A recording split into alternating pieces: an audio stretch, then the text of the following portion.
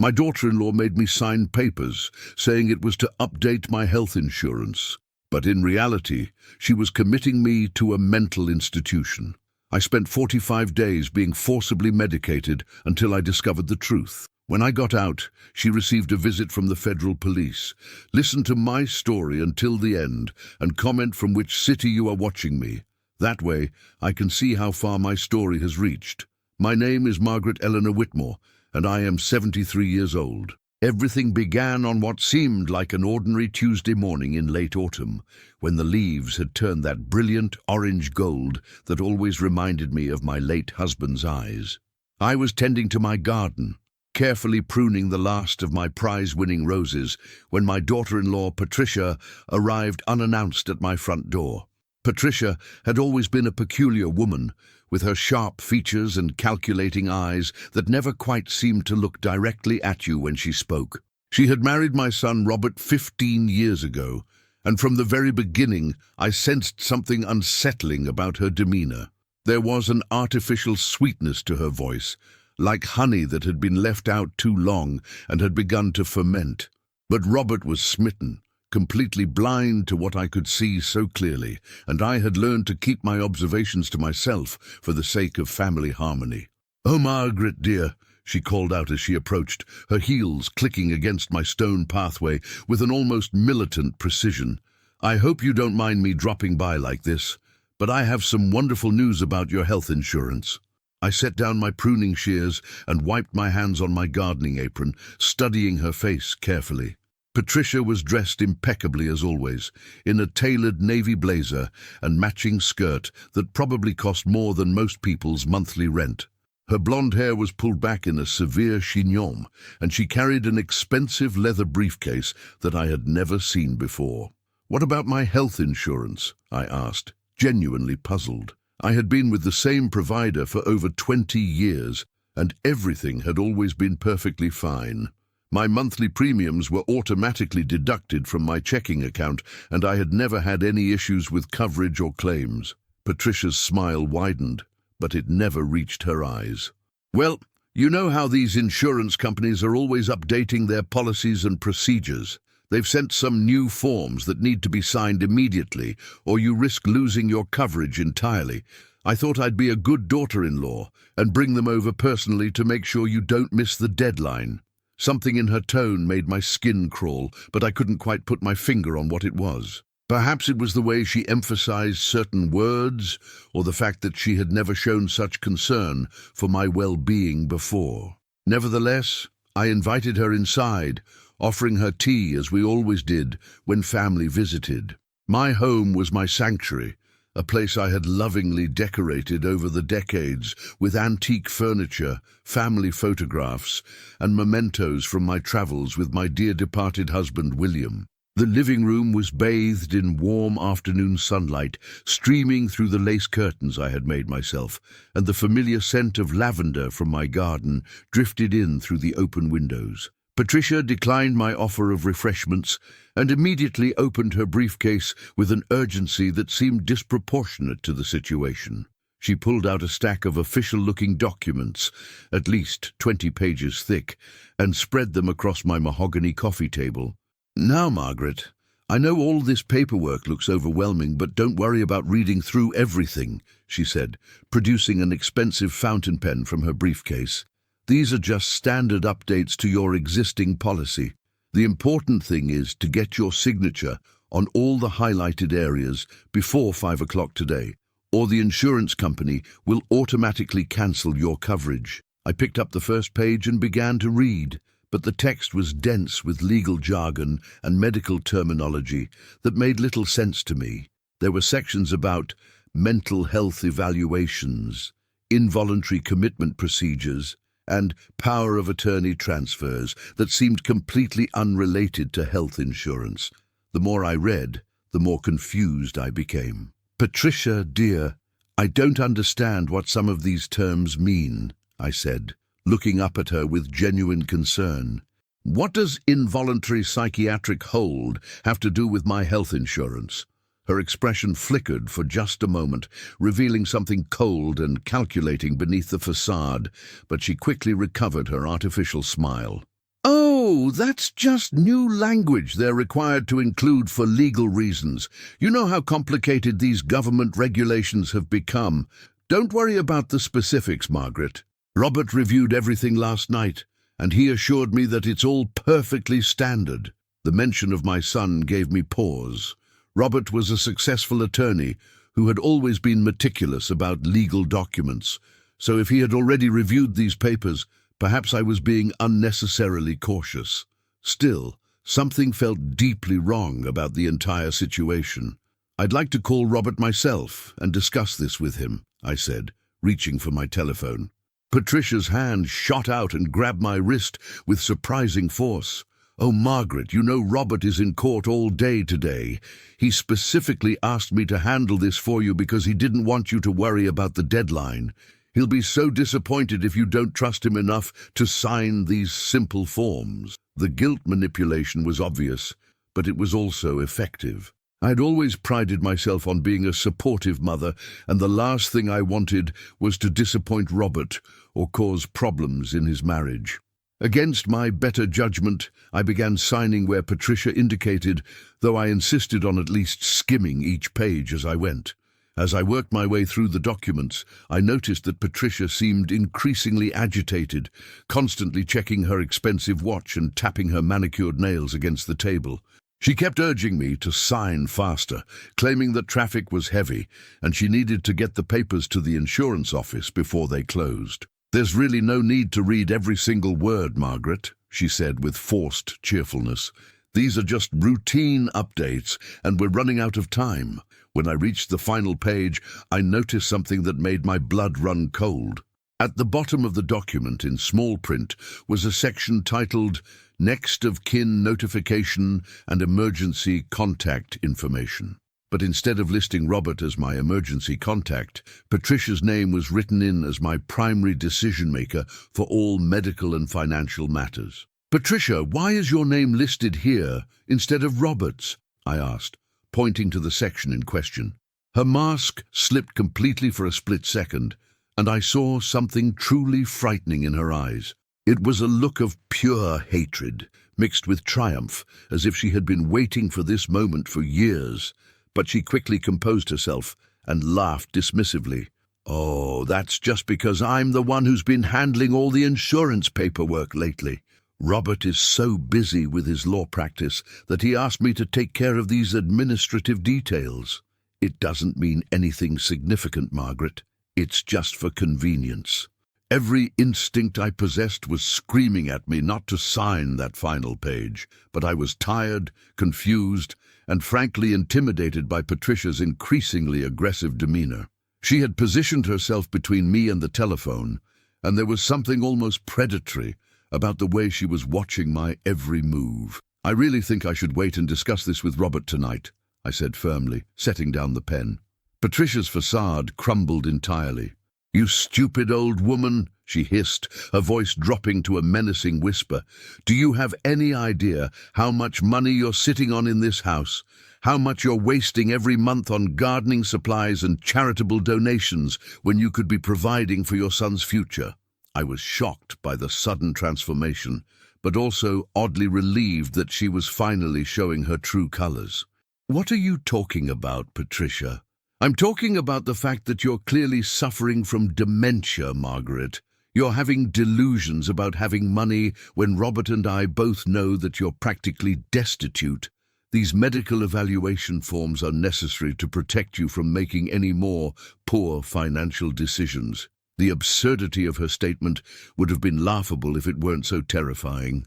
I owned my home outright, had a substantial savings account, a healthy investment portfolio, and a comfortable monthly pension from my late husband's government job.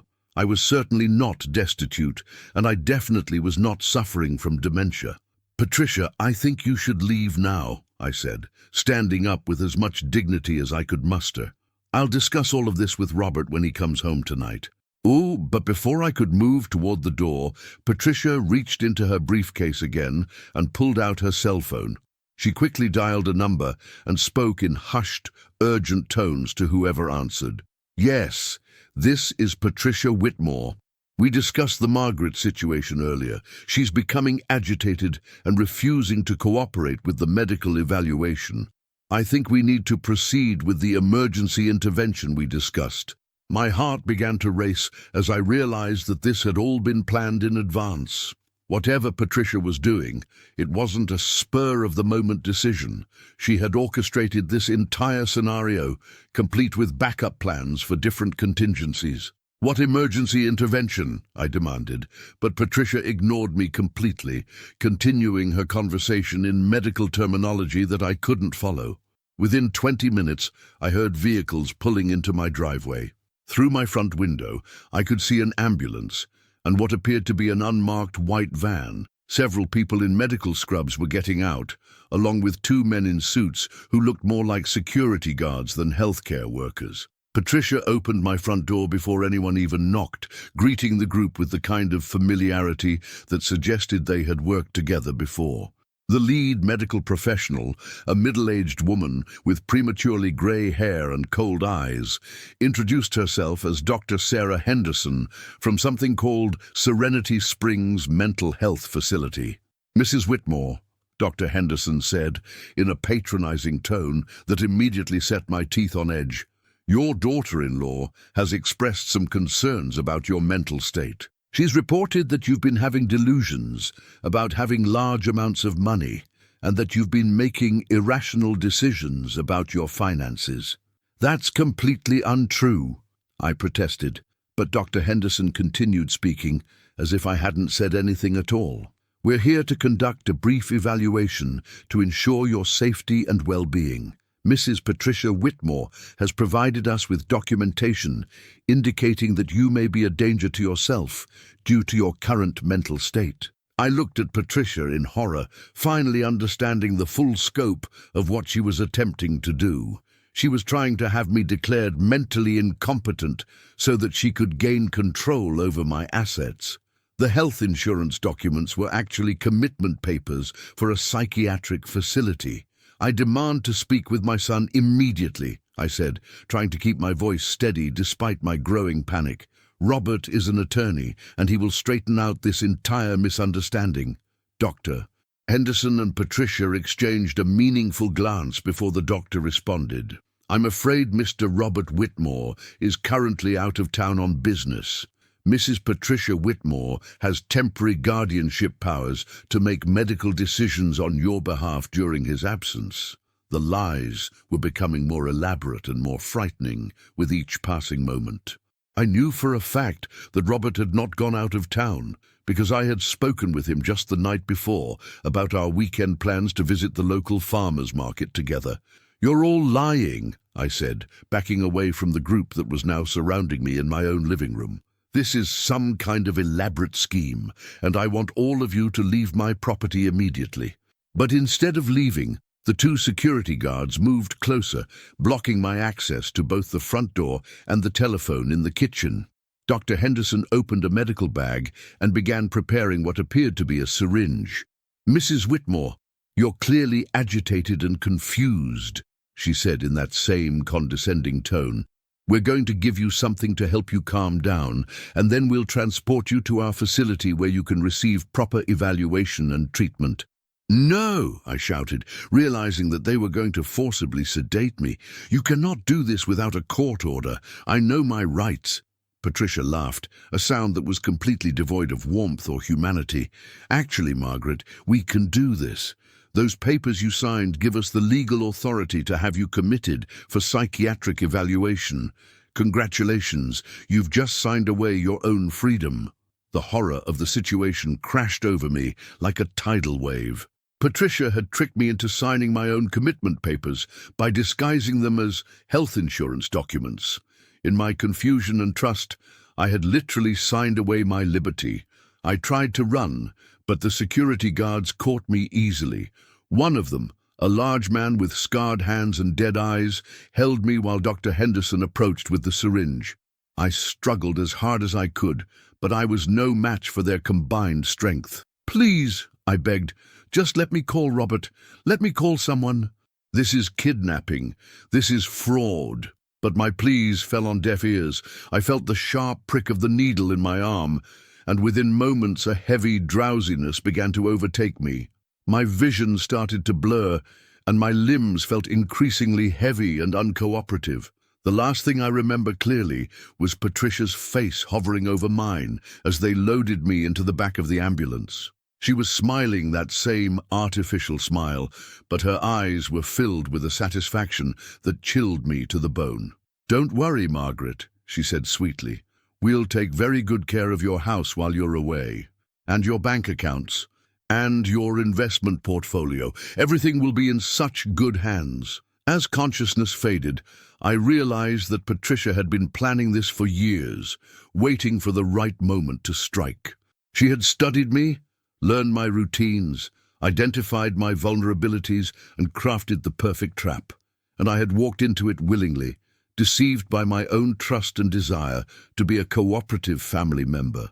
When I awoke, I was in a small, sterile room with white walls, a narrow bed, and a tiny window that had been sealed shut. There were no personal belongings, no familiar objects, nothing to indicate where I was or how long I had been unconscious.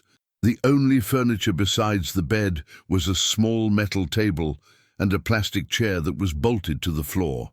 I was wearing a hospital gown instead of my own clothes, and I could feel a dull ache in my arm where they had injected me. My mouth felt dry and cottony, and there was a bitter taste that I couldn't identify. When I tried to stand, I discovered that my legs were unsteady and my coordination was significantly impaired. A few minutes later, a young nurse entered the room. She had kind eyes but a nervous demeanor, as if she was uncomfortable with whatever she had been instructed to do. Her name tag read Jennifer, and she carried a small paper cup containing several multicolored pills. "Good morning, Mrs. Whitmore," she said quietly. "How are you feeling today?" "Where am I?" I asked, though my voice came out as barely more than a whisper. "You're at Serenity Springs Mental Health Facility. You were brought in yesterday for psychiatric evaluation and treatment. Dr. Morrison will be in to see you shortly, but first, I need you to take your morning medication." I stared at the pills in horror. "What kind of medication? I don't take any psychiatric drugs. There's nothing wrong with my mental health." Jennifer looked genuinely troubled by my response. "Mrs. Whitmore, according to your file, you've been experiencing delusions about having significant financial resources. These medications will help stabilize your condition and reduce the hallucinations." The irony was almost too much to bear. Patricia had convinced these people that my perfectly accurate knowledge of my own financial situation was actually a symptom of mental illness. By telling them that I was delusional about having money, she had created a scenario where any protest I made about my actual wealth would be dismissed as further evidence of my supposed condition. "I'm not having delusions," I said as firmly as I could manage. "I own my home. I have savings. I have investments. These are facts, not hallucinations." But Jennifer just looked at me with the kind of pitying expression that healthcare workers reserve for patients they believe are completely detached from reality. "I understand that these thoughts feel very real to you, Mrs. Whitmore. That's exactly why the medication is so important. It will help you distinguish between what's real and what's not." She held out the cup of pills, waiting patiently for me to take them. When I refused, she pressed a button on the wall, and within moments 2 orderlies appeared in the doorway.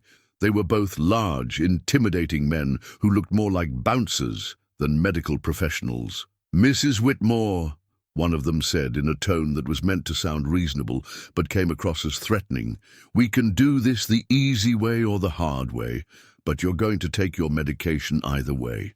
Ooh. Faced with the prospect of being forcibly medicated again, I reluctantly swallowed the pills. Almost immediately, I began to feel drowsy and disoriented, as if a fog was descending over my mind. My thoughts became sluggish, and it became increasingly difficult to focus on anything for more than a few seconds at a time. Over the following days, a pattern emerged that was clearly designed to break down my resistance and my sense of reality. Every morning, I was given a cocktail of psychiatric medications that left me feeling confused and lethargic. During the day, I was required to attend therapy sessions with Dr. Morrison, a pompous man in his 50s who seemed convinced that he understood my condition better than I did. Dr. Morrison was exactly the kind of psychiatrist who gave the profession a bad name. He had a condescending manner, a tendency to interrupt, and an absolute certainty in his own diagnoses that left no room for patient input or alternative perspectives. During our first session, he barely looked up from his notes as he spoke. "Mrs. Whitmore, I've reviewed your case file, and it's quite clear that you're suffering from a form of delusional disorder with grandiose features. Your persistent belief that you have significant financial resources is a classic symptom of this condition." "Dr. Morrison," I said, fighting through the medication-induced fog to articulate my thoughts clearly, "I don't have grandiose delusions. I have bank statements, I have investment portfolios, I have documentation of everything I own." He finally looked at me, but with the kind of expression one might reserve for a small child who insists that their imaginary friend is real. "Mrs. Whitmore, your daughter-in-law has provided us with extensive documentation showing that you have very limited financial resources.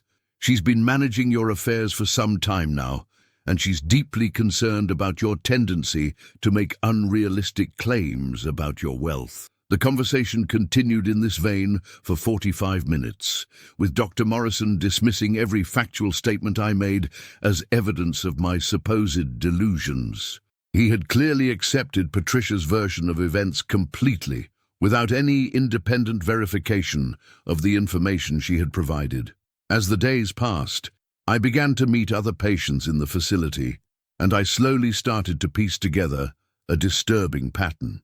Many of them were elderly individuals who'd been committed under circumstances that seemed suspiciously similar to my own. There was Harold, a retired professor whose stepson had convinced doctors that Harold's stories about his academic achievements were grandiose delusions. There was Eleanor, a widow whose nephew had arranged for her commitment after she refused to sign over the deed to her house. Most disturbing of all was Rose, a frail woman in her 80s whose own daughter had orchestrated her commitment in order to gain control of a valuable antique collection. Rose had been in the facility for over 6 months, and she told me in whispered conversations that several patients had died under suspicious circumstances, always just before they were scheduled for release. "They keep us drugged and compliant," Rose explained during one of our brief opportunities to speak privately. "The medications make it impossible to think clearly or advocate for ourselves effectively. And if anyone starts to get too close to proving their sanity, something always happens to prevent their release." I began to pay closer attention to the staff and their interactions with different patients. What I observed was deeply troubling. The facility seemed to have two distinct populations: patients like myself who had been committed under questionable circumstances and had significant assets, and genuine psychiatric patients who received compassionate, appropriate care. The patients in the first category were kept heavily medicated and isolated from the outside world. Our phone calls were monitored and restricted, our mail was screened, and visitors were discouraged or turned away entirely. We were also subject to a different set of treatments that seemed designed more to confuse and disorient us than to provide any genuine therapeutic benefit. The genuine psychiatric patients, by contrast, received individualized treatment plans, regular contact with family members, and medications that were carefully calibrated to their specific needs, rather than administered in overwhelming doses designed to induce compliance. I realized that Serenity Springs was operating as a sophisticated elder abuse scheme, using the legal framework of psychiatric commitment to warehouse elderly individuals, while their assets were systematically plundered by unscrupulous family members or associates. The most chilling aspect of the operation was how perfectly legal it all appeared to be on the surface. Patricia had obtained what seemed to be legitimate commitment orders, Dr. Morrison was a licensed psychiatrist providing treatment, and the facility was properly accredited by the state. Anyone conducting a superficial investigation would find all the paperwork in order and all the proper procedures being followed. But beneath this veneer of legitimacy was a criminal enterprise that was destroying lives and stealing fortunes with impunity. As the weeks passed, I became increasingly desperate to find a way to expose what was happening. The medications made it difficult to think clearly, but I forced myself to stay alert during the brief periods each day when the drug's effects were at their weakest. I began to carefully observe the staff routines, the security procedures, and the facility layout. I also started building relationships with some of the other asset patients, as I had begun to think of us. We developed a system of subtle communication that allowed us to share information without attracting the attention of the staff. Through these conversations, I learned that several patients had family members on the outside who were desperately trying to secure their release, but who were being stonewalled by the facility's administrative staff. The breakthrough came when I overheard a conversation between Dr. Morrison and Patricia during one of her visits. They didn't realize that I was in an adjacent room during their meeting, and their voices carried through the thin walls. "Margaret is becoming more resistant to the medications," Dr. Morrison was saying.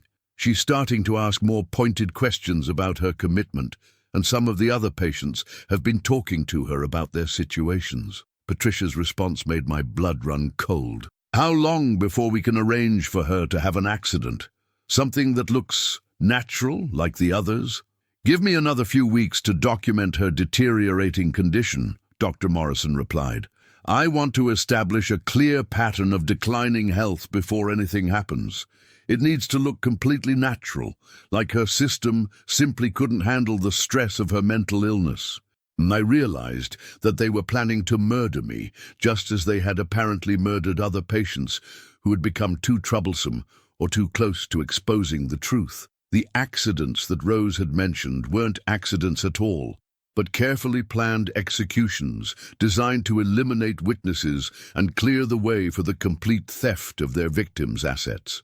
That night, I made the most important decision of my life. I was going to find a way to escape from Serenity Springs, and I was going to expose the entire operation to the authorities. It would be dangerous, and the odds of success seemed impossibly small, but the alternative was certain death. The first step was to find a way to avoid taking the medications that kept me sedentary and confused.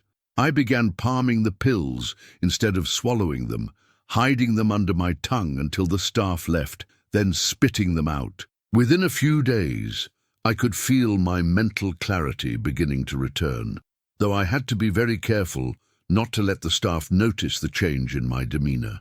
The second step was to establish contact with someone on the outside who could help me. This proved to be more challenging, as all phone calls were monitored and all mail was screened. But I remembered that Rose had mentioned a maintenance worker named Miguel who seemed sympathetic to the patients and had occasionally helped smuggle out messages. Miguel was a quiet man in his 40s who had been working at the facility for several years.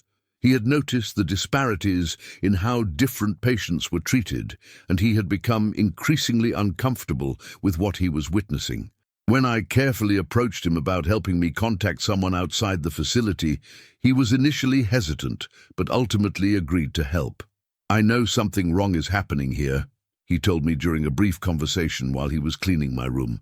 "I've seen too many patients die just before they were supposed to be released. But I have a family to support, and I can't afford to lose my job." I convinced him that helping me expose the truth would ultimately protect other potential victims, including possibly his own elderly relatives. Miguel agreed to smuggle out a letter to my longtime friend and attorney, James Caldwell, who had handled my legal affairs for over 30 years. In the letter, I explained everything that had happened, provided details about the other patients I had met, and begged James to investigate the facility and secure my release. I also included specific information about my assets and financial accounts that only I could have known, which would prove my mental competency to anyone who took the time to verify the information. Miguel managed to mail the letter without detection, and I waited anxiously for some kind of response. Days passed, with no indication that James had received my message, and I began to fear that the letter had been intercepted or that James might not believe its contents. But exactly 1 week after Miguel had mailed the letter, I noticed increased activity among the facility's administrative staff. There were hushed phone conversations, urgent meetings, and a general atmosphere of tension that hadn't been present before. The next day, Dr. Morrison informed me that I would be receiving a visitor, which was unusual since Patricia had been my only visitor during my entire stay at the facility. When I was escorted to the visitor's room, I was overjoyed to see James Caldwell sitting at the small table, looking very serious and concerned. James was in his 70s, but still sharp as a tack, with silver hair and piercing blue eyes that missed nothing. He had been practicing law for over 40 years, and he had developed an instinct for detecting fraud and deception that had served his clients well throughout his career. "Margaret," he said quietly, as soon as the guard had left us alone, "I got your letter and I've been investigating your situation. What's been done to you is absolutely criminal, and we're going to put a stop to it immediately." I felt tears of relief streaming down my face as I realized that someone finally believed me and was taking action on my behalf. "James, thank God." I was starting to think that no one would ever realize what was happening here. "I've already contacted the State Attorney General's office and the FBI," James continued. "They're launching a full investigation into this facility and everyone associated with it. I've also petitioned the court to have your commitment order reviewed by an independent psychiatric expert." He leaned forward and lowered his voice even further. "Margaret, I need you to know that your financial accounts have been completely cleaned out. Patricia has been systematically transferring your assets to accounts under her control ever since you were committed. She's stolen nearly everything you owned." The news was devastating, but not entirely surprising. I had suspected that financial theft was the ultimate goal of the entire scheme, but hearing the confirmation was still a terrible blow. "How much is left?" I asked, dreading the answer. "Almost nothing in your primary accounts," James replied grimly. "But fortunately, she didn't know about the emergency fund you set up in the offshore account years ago. There's enough there to cover legal fees and living expenses while we work to recover the rest of your assets." James explained that he had been building a case against Patricia, Dr. Morrison, and the entire Serenity Springs operation for the past week. He had uncovered evidence of similar schemes targeting dozens of other elderly victims, and he believed that we could prove a pattern of elder abuse and fraud that would result in serious criminal charges. "The problem is going to be getting you out of here safely," James said. "If they realize that their operation is about to be exposed, they might try to accelerate their timeline for dealing with you permanently." I told James about the conversation I had overheard between Patricia and Dr. Morrison, and his expression grew even more serious. He promised that he would have me transferred to a secure location within 24 hours, and that federal marshals would be standing by to protect me from any retaliation. As James was preparing to leave, he paused and looked at me with an expression of deep admiration. "Margaret, I want you to know that what you've done here takes incredible courage. By documenting this operation and getting word to the outside, you've probably saved the lives of dozens of other potential victims." That night, I barely slept, knowing that the next day would likely determine whether I lived or died. If the facility's staff realized that their crimes were about to be exposed, they would have every incentive to eliminate me before I could testify against them. But James was true to his word. The next morning, federal agents arrived at Serenity Springs with court orders for my immediate release and warrants for the arrest of Patricia, Dr. Morrison, and several other staff members. The operation was conducted with military precision, with agents simultaneously securing the facility, seizing records, and taking key suspects into custody.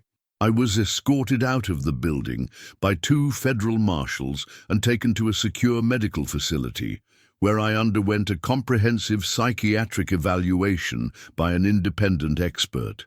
Dr. Rachel Chen was everything that Dr. Morrison was not: thorough, respectful, and genuinely interested in determining the truth rather than confirming a predetermined diagnosis. After 2 days of extensive testing and evaluation, Dr. Chen issued a report that completely vindicated my claims.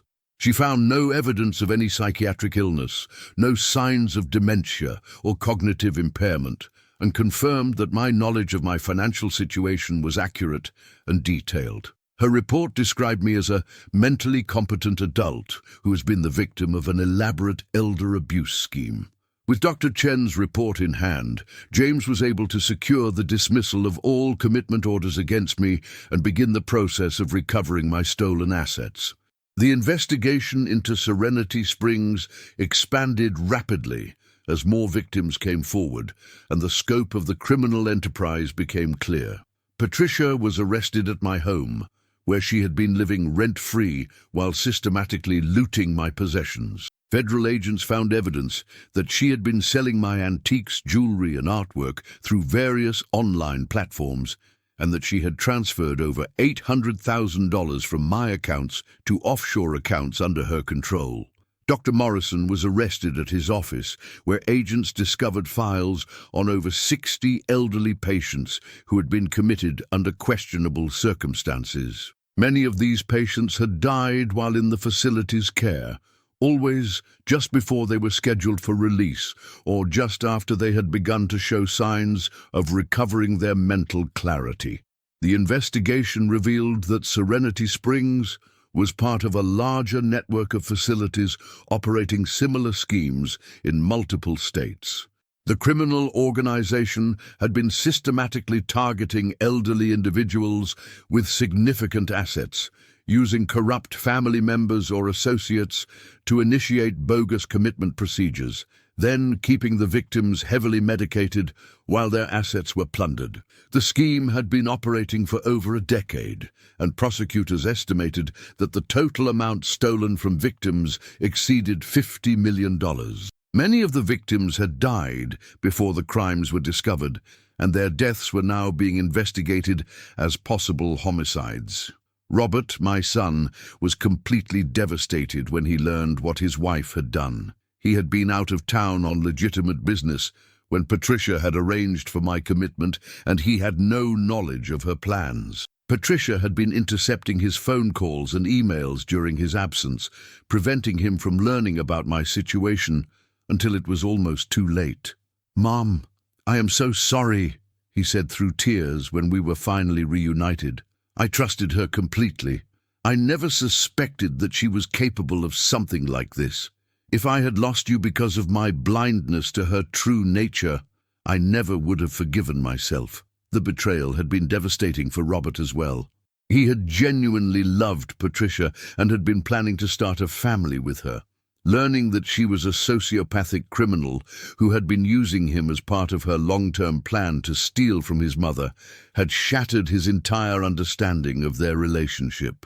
The criminal trials took over 2 years to complete, but the outcomes were satisfying. Patricia was convicted on multiple counts of elder abuse, fraud, conspiracy, and attempted murder. She was sentenced to 35 years in federal prison without the possibility of parole. Dr. Morrison received a sentence of 28 years for his role in the conspiracy, and he lost his medical license permanently. Several other staff members at Serenity Springs received shorter sentences for their participation in the scheme, and the facility was shut down permanently. The state implemented new regulations and oversight procedures designed to prevent similar operations from taking root in the future. Most importantly, federal investigators were able to track down and rescue 17 other elderly victims who were still being held at various facilities throughout the network. These individuals were reunited with their families and received appropriate medical care to help them recover from their ordeals. The financial recovery process was more complicated and took several years to complete. James was able to recover about 60% of my stolen assets through various legal mechanisms, including seizing Patricia's ill-gotten gains and pursuing claims against the insurance companies that had failed to properly investigate the questionable commitment procedures. While I never recovered everything that was stolen from me, I had more than enough to live comfortably for the rest of my life. More importantly, the experience had taught me valuable lessons about trust, vigilance, and the importance of maintaining connections with people outside one's immediate family.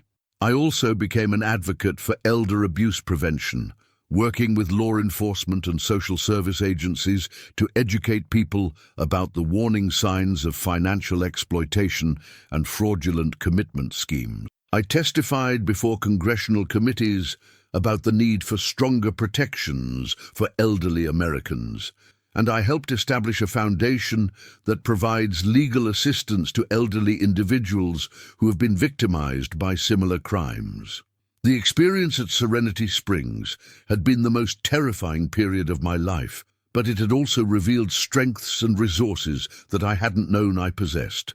I had survived a carefully planned attempt to destroy my life and steal my assets, and I had played a crucial role in exposing a criminal enterprise that had victimized dozens of other elderly individuals. Looking back on those 45 days of forced medication and psychological manipulation, I realized that the most important factor in my survival had been my refusal to accept the false reality that my captors were trying to impose on me.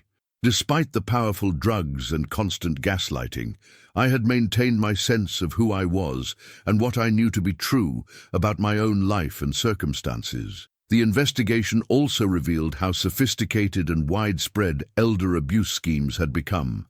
The criminals involved weren't desperate individuals acting on impulse, but rather organized networks of professionals who had developed highly effective methods for identifying vulnerable targets and exploiting legal and medical systems to facilitate their crimes. Patricia, it turned out, had been involved in similar schemes targeting other elderly individuals before she met Robert. She had developed a pattern of identifying and marrying men whose elderly relatives had significant assets, then positioning herself to eventually gain control of those assets through various legal and medical manipulations. The FBI investigation uncovered evidence that Patricia had been responsible for at least 3 other elderly victims who had died under suspicious circumstances at different facilities.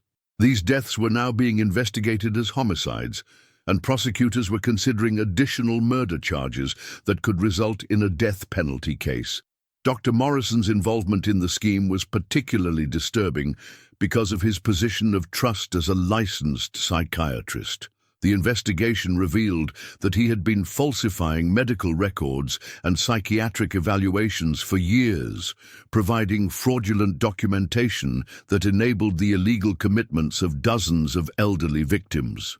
What made his crimes even more heinous was the discovery that he had been conducting unauthorized medical experiments on some of the patients. Federal agents found evidence that he had been testing various combinations of psychiatric medications to determine the most effective ways to induce compliance and confusion in elderly subjects. These experiments had resulted in permanent cognitive damage for several victims and had contributed to the deaths of at least 8 individuals. The scope of Dr. Morrison's crimes extended beyond Serenity Springs to include similar activities at 4 other facilities in different states. He had been operating as a key figure in the criminal network, providing the medical legitimacy that the scheme required to operate without detection by regulatory authorities. During his trial, Dr. Morrison showed no remorse for his actions, and actually attempted to justify his crimes by claiming that his elderly victims were burdens on society who were better off being medicated into compliance. His complete lack of empathy or recognition of the humanity of his victims made him one of the most chilling criminals I had ever encountered. The federal investigation also uncovered the involvement of several other professionals who had been facilitating the elder abuse network. There were attorneys who had been creating fraudulent legal documents, judges who had been rubber-stamping commitment orders without proper review, and social workers who had been filing false reports about elderly individuals' mental states.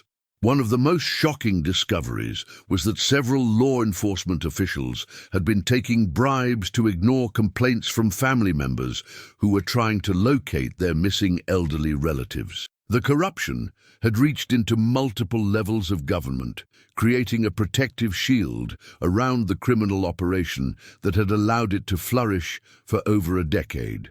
The investigation ultimately resulted in the indictment of 47 individuals across 6 states, making it one of the largest elder abuse prosecutions in federal history. The trial proceedings took place over a period of 3 years, during which I testified multiple times about my experiences and the conditions I had witnessed at Serenity Springs. Testifying was emotionally difficult as it required me to relive the most traumatic period of my life in front of packed courtrooms and aggressive defense attorneys. Patricia's legal team attempted to portray me as a confused elderly woman who had misunderstood benevolent attempts to help her, but the extensive documentation and corroborating testimony from other victims made their arguments completely unconvincing. The most powerful moment in the entire trial came when Rose, the elderly woman I had befriended at Serenity Springs, testified about watching 3 other patients die under suspicious circumstances. Despite being in her 80s and suffering from the effects of prolonged psychiatric medication, Rose displayed remarkable courage and clarity as she described the systematic abuse she had witnessed. "They treated us like we weren't human beings," Rose told the jury, her voice strong despite her frail appearance. "They kept us drugged and confused so that we couldn't fight back or call for help. And when some of us started to get better despite the medications, they made sure we wouldn't live to tell anyone what was happening." The defense attorneys tried to discredit Rose's testimony by claiming that her memories had been affected by the medications, but medical experts confirmed that her recall was detailed, consistent, and highly credible. Her testimony was instrumental in securing convictions for the murder charges against several defendants.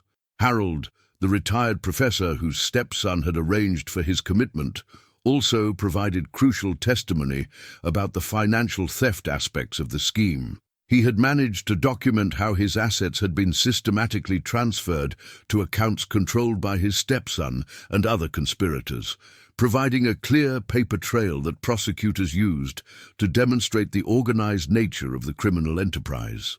Eleanor, whose nephew had orchestrated her commitment to steal her house, testified about the psychological torture aspects of the scheme. She described how the staff had used her love for her deceased husband against her, claiming that her memories of their life together were delusions and that the medications would help her let go of these false memories. The cumulative impact of all this testimony was devastating for the defendants. The jury was able to see the human cost of the crimes in vivid detail, and they understood that this wasn't simply a case of financial fraud, but rather a systematic campaign of abuse, torture, and murder targeting some of society's most vulnerable members. The sentences handed down reflected the severity of the crimes. In addition to Patricia's 35-year sentence and Dr. Morrison's 28-year sentence, the other main conspirators received sentences ranging from 15 to 25 years in federal prison. Several defendants who had played smaller roles received shorter sentences in exchange for their cooperation with the investigation. The corrupt officials who had facilitated the scheme also faced serious consequences. 2 judges were impeached and removed from office, several attorneys were disbarred and sentenced to prison terms, and multiple law enforcement officers were convicted of corruption charges and sentenced to lengthy prison terms. The civil litigation that followed the criminal trials was equally extensive. James filed lawsuits on behalf of myself and dozens of other victims against the facilities, the medical professionals, the insurance companies, and anyone else who had profited from or enabled the criminal scheme. These civil cases resulted in settlements totaling over $200 million, which was distributed among the victims and their families.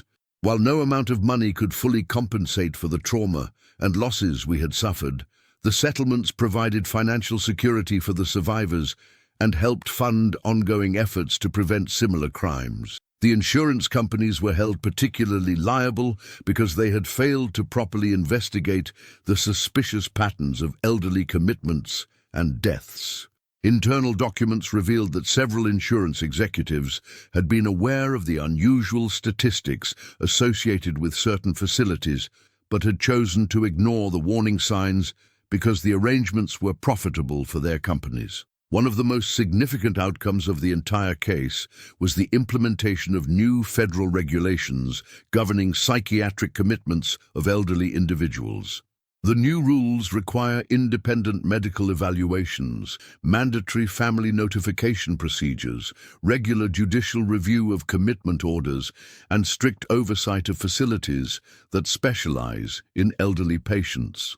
These regulations also established a national database for tracking elderly commitments and deaths, making it much more difficult for criminal networks to operate across state lines without detection.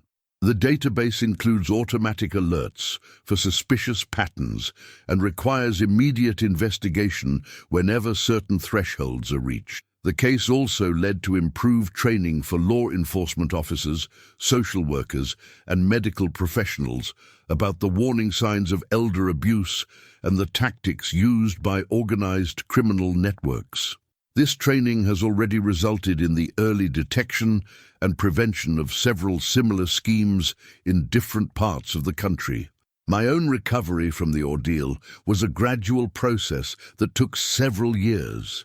The psychiatric medications that had been forced on me at Serenity Springs had caused some lasting effects, including periodic memory difficulties and occasional balance problems. However, with proper medical care and rehabilitation, I was able to regain most of my cognitive and physical functioning. The psychological recovery was more challenging than the physical recovery. I had to rebuild my sense of trust in other people, particularly family members and medical professionals. The experience had taught me that even the most seemingly trustworthy individuals could harbor dark intentions, and that I needed to maintain a healthy skepticism about anyone who claimed to be acting in my best interests. Robert and I worked together to repair our relationship, which had been damaged not only by Patricia's betrayal, but also by my realization that I had been too trusting and dependent on his judgment. We established new boundaries and communication protocols designed to ensure that I would maintain control over my own affairs while still benefiting from his legal expertise and family support. Robert divorced Patricia immediately after her arrest, and he has since remarried a wonderful woman named Sarah, who shares our commitment to elder advocacy and social justice. Sarah is a retired social worker who has extensive experience with elder abuse cases, and she has become a valuable ally in my ongoing advocacy work. The house that Patricia had been living in during my imprisonment required extensive renovation to remove all traces of her presence and restore it to its former condition. She had sold or destroyed many of my most precious possessions, including family photographs, heirloom jewelry, and antique furniture that had been passed down through generations. Some of these items were recovered through the criminal investigation, but many were lost forever.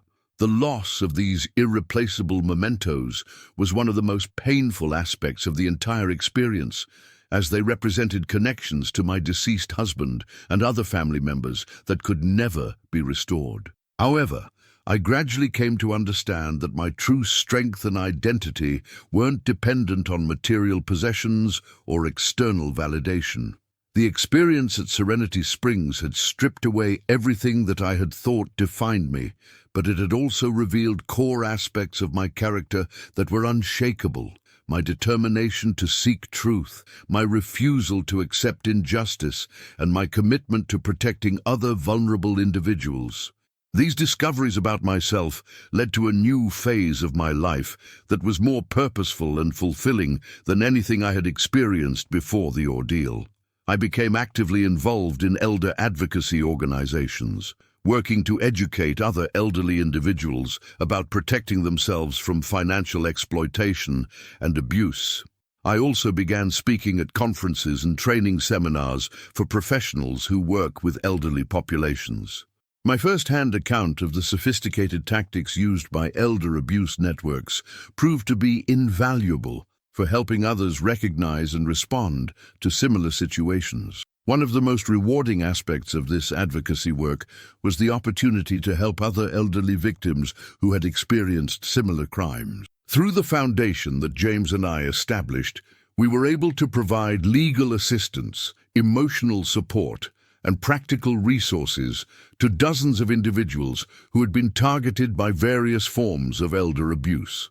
Many of these individuals had been isolated and ashamed about their experiences, believing that they had somehow brought the abuse upon themselves through their own poor judgment or naivety.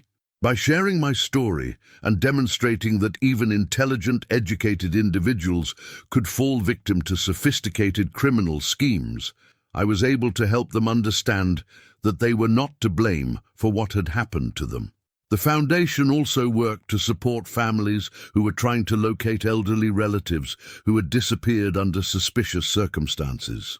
We developed protocols for rapid response to missing person reports involving elderly individuals, and we worked with law enforcement agencies to ensure that these cases received appropriate priority and resources. Through this work, we were able to locate and rescue several elderly individuals who had been committed to questionable facilities by unscrupulous family members or associates.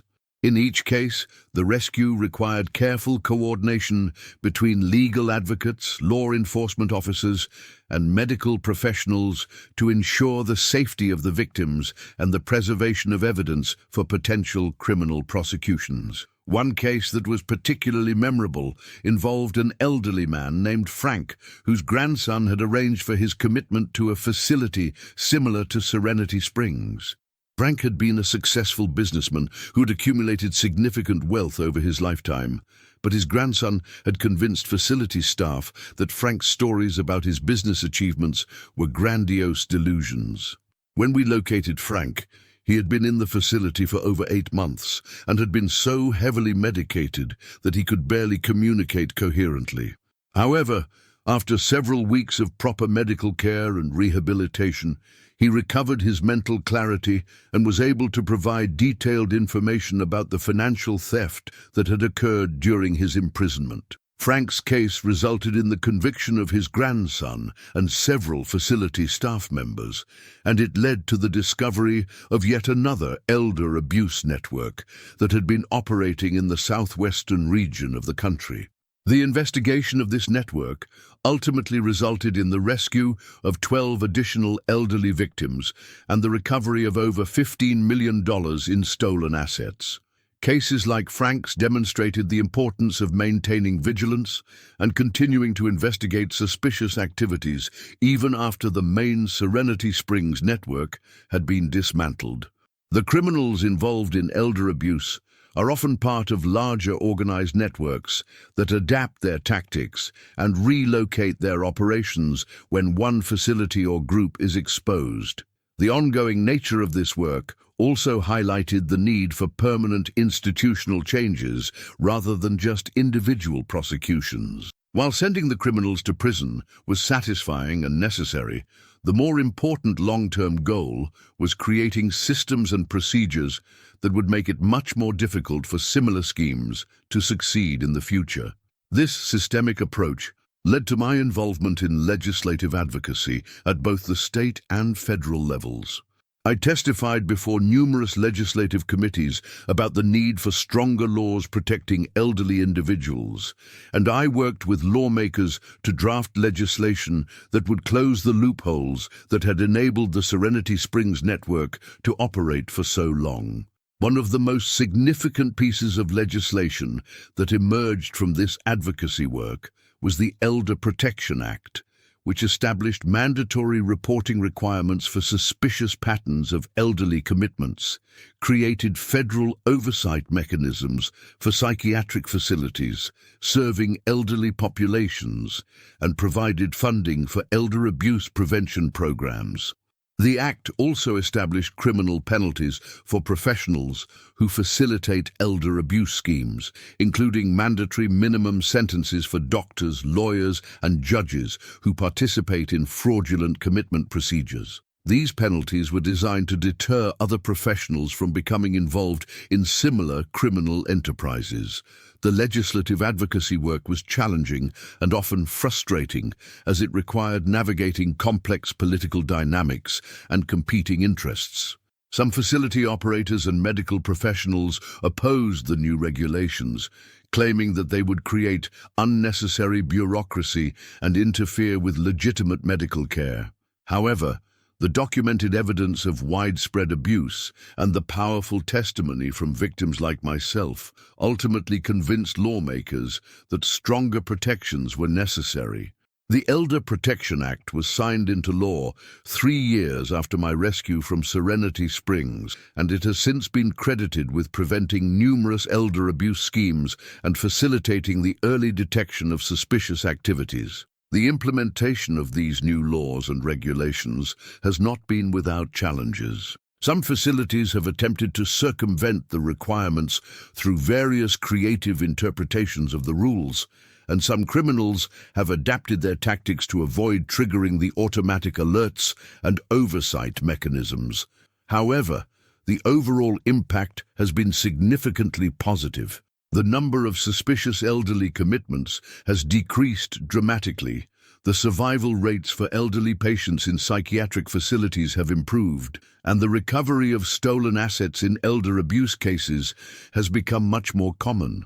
Perhaps most importantly, the increased awareness and education efforts have empowered elderly individuals and their families to recognize and resist potential abuse situations before they escalate to the level of what happened at Serenity Springs. As I reflect on the entire experience now, more than 5 years after my rescue, I recognize that the ordeal fundamentally changed my understanding of both human nature and social institutions. I learned that evil can exist in the most unexpected places and can be perpetrated by individuals who appear to be respectable and trustworthy. But I also learned that goodness and courage can emerge in the darkest circumstances, and that individuals have more power to resist injustice than they might realize. The maintenance worker, Miguel, who risked his job to smuggle out my letter, demonstrated that even people in seemingly powerless positions can make crucial differences in the lives of others. James Caldwell, my attorney and friend, showed me what true loyalty and professional competence look like when they are applied to protecting vulnerable individuals. His willingness to invest enormous time and resources in my case, even when the outcome was uncertain, exemplified the best aspects of the legal profession. The federal agents and prosecutors who investigated the Serenity Springs network demonstrated that law enforcement can be both effective and compassionate when it is properly motivated and adequately resourced. Their thoroughness and dedication ensured that justice was served and that future victims would be protected. Most importantly, my fellow victims at Serenity Springs taught me about the incredible resilience of the human spirit. Despite being subjected to systematic abuse, medication, and psychological torture, they maintained their dignity, their concern for others, and their determination to survive and seek justice. Rose, Harold, Eleanor, and the other elderly victims I met during my imprisonment were among the bravest individuals I have ever encountered. They faced their ordeal with courage and grace, and they were willing to endure the additional trauma of testifying in court in order to prevent other people from experiencing similar abuse. Their examples inspired me to find the strength to rebuild my own life and to dedicate my remaining years to protecting other vulnerable individuals. The advocacy work that emerged from my experience has become the most meaningful and fulfilling activity of my entire life. The foundation that James and I established has now helped over 300 elderly abuse victims recover stolen assets, escape from dangerous situations, and rebuild their lives. We have also provided training and education to thousands of professionals who work with elderly populations, helping them recognize and respond appropriately to signs of potential abuse. The ripple effects of our work continue to expand as the professionals we train go on to educate others and implement improved practices in their own organizations. This multiplication effect means that the impact of surviving the Serenity Springs ordeal extends far beyond my own individual experience to influence the treatment of elderly individuals throughout the country. Looking toward the future, I remain optimistic that the combination of stronger laws, better enforcement, improved professional training, and increased public awareness will continue to reduce the incidence of elder abuse and improve outcomes for victims. The criminal networks that prey on elderly individuals are adaptable and persistent, but they are not invincible when confronted with determined and well-coordinated opposition. The most important lesson I learned from my experience is that no one is ever truly powerless, regardless of their age, circumstances, or apparent vulnerabilities. Even in the darkest situations, there are always choices to be made and actions to be taken that can influence outcomes and create opportunities for escape or rescue. The key is maintaining hope, staying alert for opportunities, building alliances with others who share your interests, and never accepting the false narratives that abusers try to impose on their victims. The medications and psychological manipulation at Serenity Springs were designed to make me doubt my own memories and perceptions, but my refusal to surrender my sense of reality ultimately enabled my survival and rescue. This lesson applies not only to extreme situations like mine, but also to the more common forms of elder abuse that occur in families and communities every day. Elderly individuals who maintain their confidence in their own judgment and who stay connected to trusted friends and advisors are much less likely to become victims of financial exploitation or other forms of abuse. The experience also taught me about the importance of maintaining detailed documentation of one's assets, relationships, and important decisions. The offshore account that Patricia didn't know about became crucial to my survival and recovery, not because of the money itself, but because it provided James with the resources he needed to mount an effective legal challenge to my imprisonment. Similarly, my long-standing relationship with James proved to be invaluable, because he knew me well enough to recognize that the claims about my mental state were completely inconsistent with my actual character and capabilities. Elderly individuals who maintain strong relationships with trusted professionals and friends create protective networks that make them much more difficult targets for criminal schemes. The documentation I had maintained over the years also proved crucial for establishing my credibility and competence during the legal proceedings. Bank records, investment statements, correspondence, and other evidence of my financial sophistication made it impossible for Patricia and her co-conspirators to maintain their claims that I was delusional about my assets. These practical lessons about documentation and relationships are among the most important things I try to convey when I speak to groups of elderly individuals and their families. The criminal schemes that target elderly people are often sophisticated and well-planned, but they can be defeated by equally sophisticated and well-planned defensive measures. Today, as I tend to the garden that Patricia once used as a pretext for her initial visit, I am reminded daily of how much my life has changed since that terrible morning when she arrived with her fraudulent documents. The roses that I was pruning that day have grown back stronger and more beautiful than ever, just as I have emerged from my ordeal with greater strength and purpose than I had before. The scars remain, both physical and emotional, but they serve as reminders of what I have survived and overcome, rather than as sources of shame or regret. The memory problems and balance issues that resulted from the forced medications are manageable inconveniences rather than defining limitations. More importantly, the relationships and activities that give my life meaning today are deeper and more authentic than anything I experienced before my imprisonment. The advocacy work, the connections with other survivors, and the knowledge that my suffering has contributed to protecting others provide a sense of purpose that transcends any material losses I may have suffered. Robert and I have rebuilt our relationship on a foundation of mutual respect and shared commitment to preventing elder abuse.